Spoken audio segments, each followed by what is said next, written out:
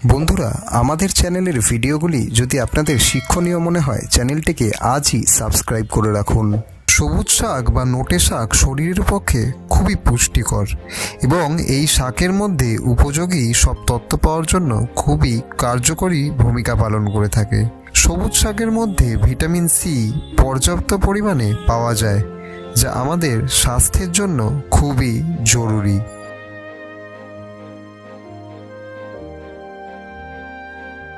যৌনব্যাধি ও প্রস্রাবের অসুখ, শরীর ফুলে ওঠা কিংবা ব্যথা করা, সেসব যন্ত্রণাদায়ক রোগ থেকে মুক্তি পেতে নোটে শাক খাওয়া খুবই জরুরি।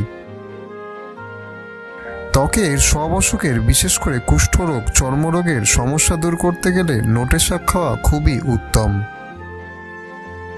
যারা মা হতে চলেছেন, যারা ছোট শিশুর মা কিংবা যারা সদ্য মা হয়েছেন, তারা যদি নোটে শাক খেতে পারেন তাহলে অনেক উপকার পাবেন।